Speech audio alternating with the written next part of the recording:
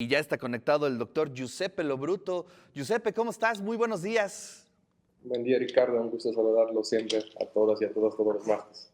Bueno, pues a ver, cuéntanos qué está sucediendo en Bolivia.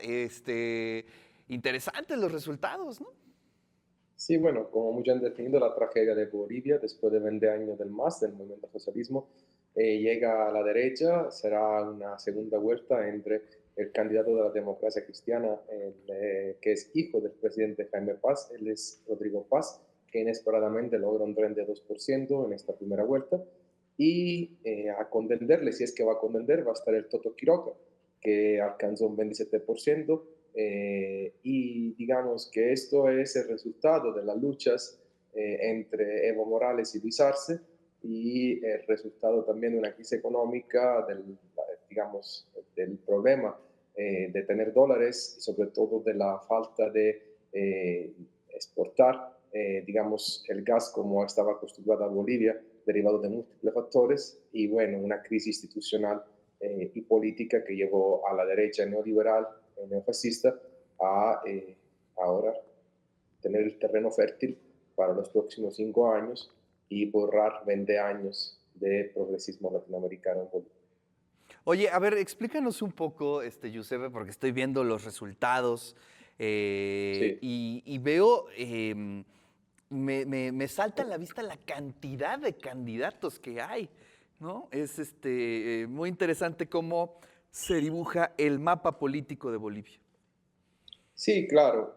La derecha está representado por los tres candidatos. Dos llegan a la segunda vuelta, que es el Rodrigo Paz y el Toto Quiroga, pero también pierde el favorito, que era el neoliberal y libertario Medina, y mientras que la izquierda está totalmente dividida entre el candidato de Álvaro García Linera, que es Andrónico Rodríguez, que alcanzó el 8%, el candidato del MAS, que es Eduardo del Castillo, que alcanzó el 3%. También hubo otros dentro de la izquierda, otros personajes que no, de último momento renunciaron digamos, a la candidatura. Pero esto refleja la división dentro de la izquierda, dentro del MAS, una división muy fuerte, decía anteriormente, entre Evo Morales y Luis Arce, actual presidente, y lo cual también y retomo un artículo publicado esta mañana en el Consulta por parte del doctor Carlos Figueroa. Me parece muy interesante quién perdió en estas elecciones. Claramente pierde Evo Morales, aunque diga que alcanzó el 19% de los votos nulos, es decir, que una parte indígena no va a votar, y pierde el MAS, es decir, el verdadero perdedor es este movimiento que durante 20 años fue la esperanza para Bolivia. Y como decía anteriormente, lo que sucede es que, y lo ha dicho mucho también Carlos Figueroa, puede haber 20 años de un buen gobierno, de reducir la pobreza, la desigualdad, 2 años de crisis y todos se olvidan de lo bueno que hubo y se regresa a un proyecto conservador duro. Eso es lo que enfrenta Bolivia sobre, digamos, el camino que tiene Ecuador con Noboa desde hace unos años y Lenín Moreno antes. De hecho, es muy parecido la división en Ecuador entre Lenín Moreno y Correa, llega a que la derecha también logre alcanzar ahí en el otro territorio y país andino, digamos, el poder. Sí, al parecer es una especie de patrón, ¿no? Que observamos, bueno, con sus diferencias, pero también creo que lo observamos en Argentina, ¿no? Después de un periodo.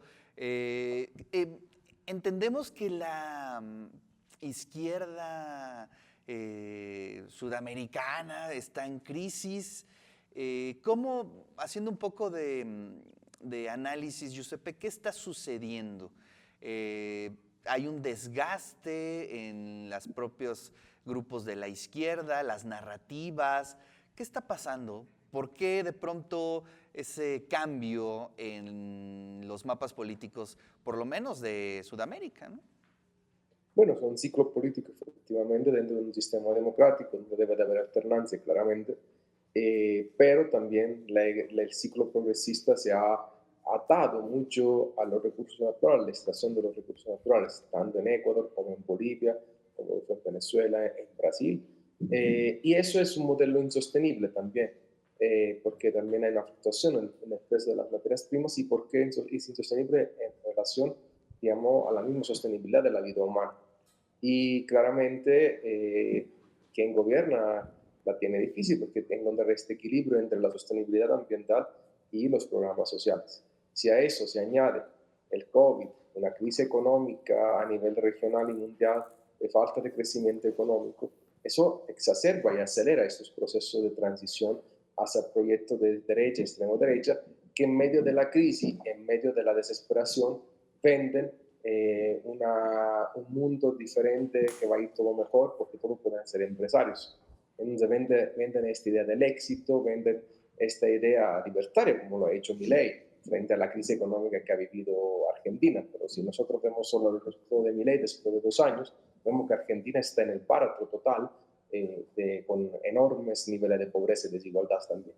Entonces, yo creo que esa es la dicotomía que se está dando en América Latina, sobre todo donde es posible observar la falta, yo creo que también de propuesta nueva por parte del progresismo, las falacias y las falsedades de la derecha, y entonces no se logra encontrar un proyecto que permita también, eso también, digamos, es mucho más, hablando más en términos teóricos, porque en términos prácticos no yo sabría qué tipo de proyecto socialdemócrata deberíamos de tener en términos de tener esa sostenibilidad entre la naturaleza, que para mí es lo fundamental.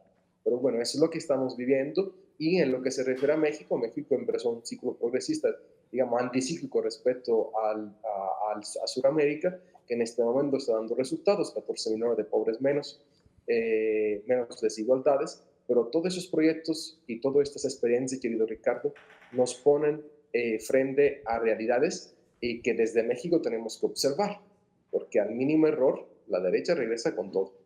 Así es. Giuseppe, pues te agradezco muchísimo tu columna el día de hoy. Sé que de ahí te vas corriendo a inaugurar un evento, pero te agradecemos que siempre estés al pendiente de tu columna aquí en el De Eso Se Trata y siempre la valoramos mucho. Te mandamos un gran abrazo, Giuseppe. Un gran abrazo, Ricardo, y nos vemos el próximo martes. Gracias. Hasta luego. Bueno, pues ahí está la voz del doctor Giuseppe Lo Bruto.